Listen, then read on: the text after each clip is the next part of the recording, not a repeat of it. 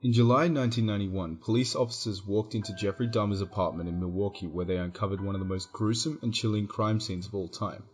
A severed human head was in the fridge and 2 more heads and a torso were found in a freezer. Dahmer had been an active serial killer and cannibal for 13 years. His reign of terror had come to an end, but these crimes were never forgotten.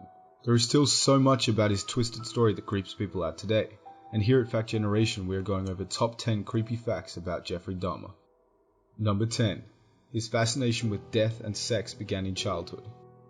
Born on May 21, 1960 in Milwaukee, Wisconsin, Jeffrey Lionel Dahmer was the first son of Lionel and Joyce Dahmer.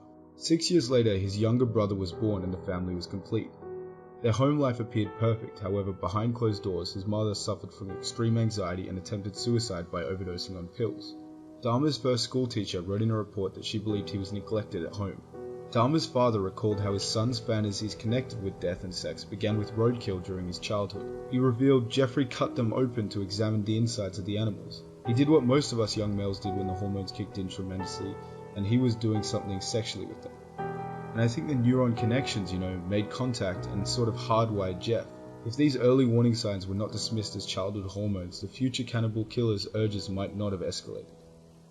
Number 9. His father showed him how to preserve corpses.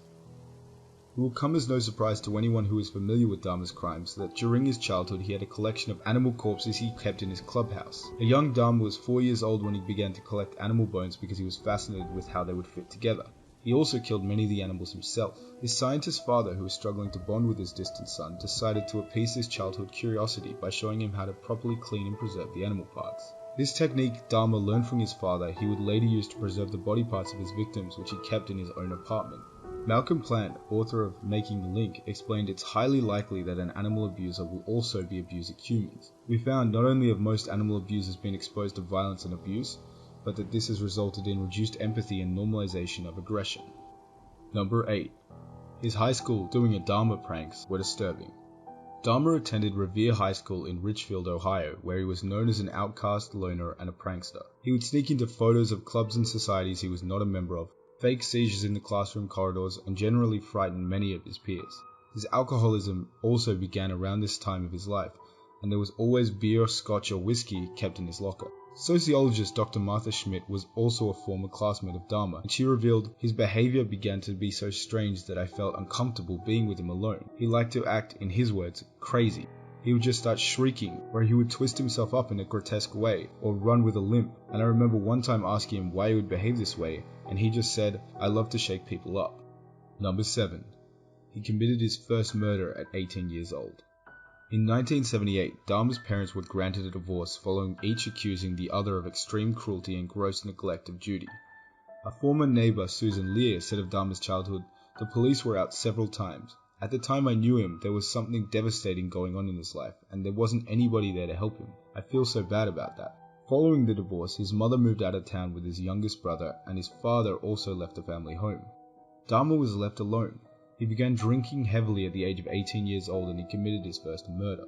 On June 18, 1978, he brought a hitchhiker named Stephen Hicks back to the house, where he choked and bludgeoned him to death with a sledgehammer. Dahmer said, "The guy wanted to leave and I didn't want him to leave." He then scattered the bones in his yard, and more than a decade later, police were able to recover more than 500 pieces of bone. Number 6. He allegedly raped soldiers in the military. 6 weeks after the murder of Stephen Hicks, Dahmer enrolled at Ohio State University with the hopes of majoring in business. However, his alcoholism meant that he only achieved low grades and he dropped out after just 3 months.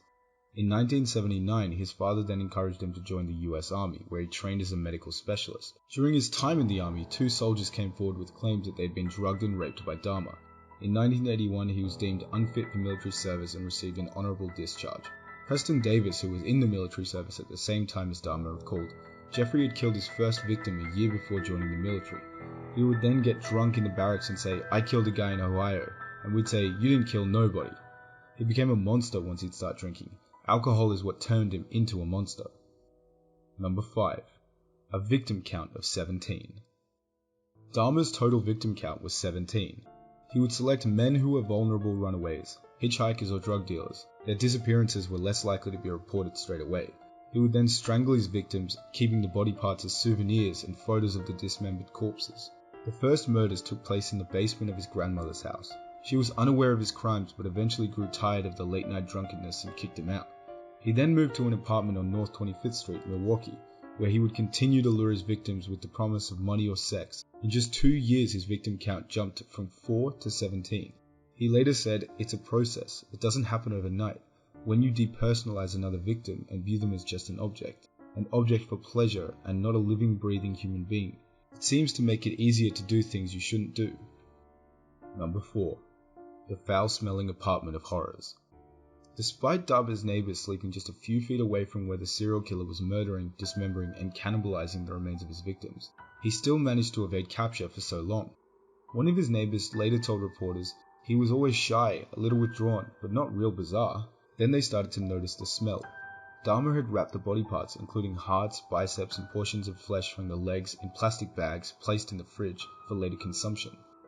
Dr. Park Dietz, a forensic psychiatrist and consultant to the FBI's Academy of Behavioral Science unit, said many serial killers keep souvenirs of their victims as trophies, but the trophies are usually identification cards or pieces of clothing, but few are driven by their loneliness to keep pieces of their victims' bodies. Adding, an ordinary serial killer would have the sense to try and mask the smell. It's awfully careless not to. Number 3. The disturbing and gruesome Polaroid collection. After murdering a victim, Dahmer would take photos of the body in various stages of dismemberment. He would also pose the body in deeply disturbing positions, explaining, "It was my way of remembering their appearance, their physical beauty. If I couldn't keep them with me there whole, at least I could keep their skeletons." On May 26, 1991, Dahmer's neighbor called the police to report a young boy running naked in the streets.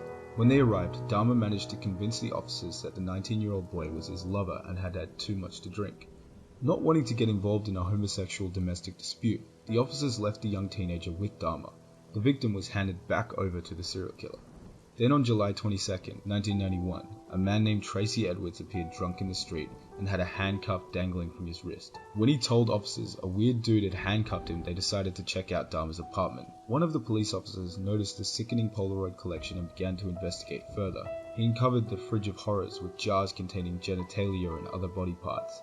The chief medical examiner stated it was more like dismantling someone's museum than an actual crime scene. Number 2. His twisted zombie experiment. Forensic psychiatrist Dr. Frederick Fosdal was hired by prosecutors to examine Dahmer. He found that the serial killer had carried out lobotomies on some of his victims' corpses, drilling holes in their head and pouring fluids into the skulls. Whilst they were still alive, he injected them with muriatic acid to see if he was able to keep them under his control.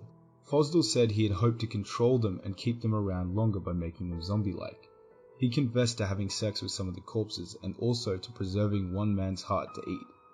Fosdal added they were not brutal, sadistic acts. He had killed them in the most painless way he knew. It all boils down to the question of control. The psychiatrist also found nothing in his examination to support Dahmer's plea of not guilty by the reason of insanity. It was clear that Dahmer knew his crimes were evil and chose to carry out the gruesome murders anyway. In February 1992, a jury found Dahmer guilty of first-degree murder and sentenced him to 15 consecutive life terms.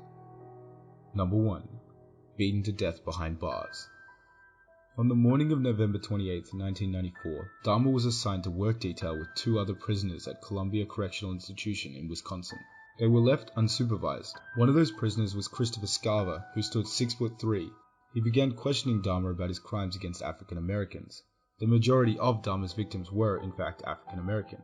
The dispute then resulted in Scarver bludgeoning Dahmer to death with a steel bar from a piece of the gym equipment. He also attacked the second man, Jesse Anderson. Dahmer died from his wounds on the way to the hospital, and Anderson died 2 days later. Scarver was later revealed he spent 16 years in solitary confinement for the murders. When he was asked why he killed Dahmer, he said that the serial killer would taunt the other inmates, playing with his food and shaping it into severed limbs before pouring ketchup all over it to appear like blood. He also claimed he was left with Dahmer unsupervised because the prison staff wanted him dead. Dahmer was 34 years old at the time of his death. So, are you as creeped out as we are by the facts on this list? If you enjoyed this video and want to see more like it, please like and subscribe, and comment down below who you want us to cover next, here at Fact Generation.